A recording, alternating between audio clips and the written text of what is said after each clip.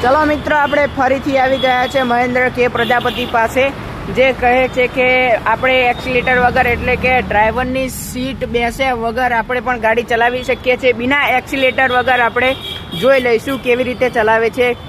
શરૂઆત કરો મહેન્દ્ર કે પ્રજાપતિ.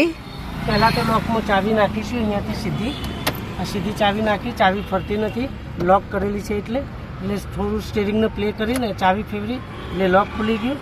ફરીથી એક બીજો પોઈન્ટ આપ્યો એટલે ઇગ્નિશન થઈ અને ત્રીજા પોઈન્ટે આપણી ગાડી સ્ટાર્ટ થશે. આ થઈ ગાડી સ્ટાર્ટ. આ ગાડી સ્ટાર્ટ થયા પછી ચાવી છોડી દો. નીચે પહેલું એક્સિલેટર, બીજું બ્રેક, ત્રીજું ક્લચ. હવે વગર એક્સિલેટર બી ગાડી ચાલી શકે છે.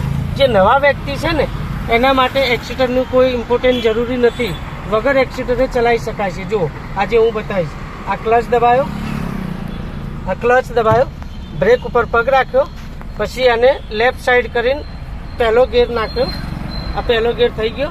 હવે ક્લચને બ્રેક ખોલીને ધીરે ધીરે ક્લચને ઉપાડવાનો છે. ક્લચ છોડી દઈશું તો ગાડી બંધ થઈ જશે.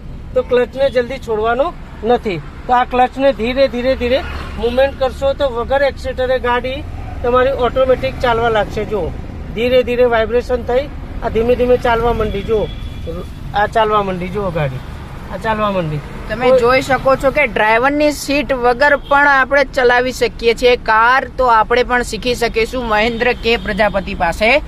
જોઈ શકો છો તમે કે શાંતિથી એકદમ સ્પીડ બી નહીં અને એક્સિલેટર વગર ડ્રાઈવરની કાર સીટ વગર પણ આપણે કાર ચલાવી શકીએ છીએ. તો આપણે મહેન્દ્ર કે પ્રજાપતિનો આભાર માનીશું.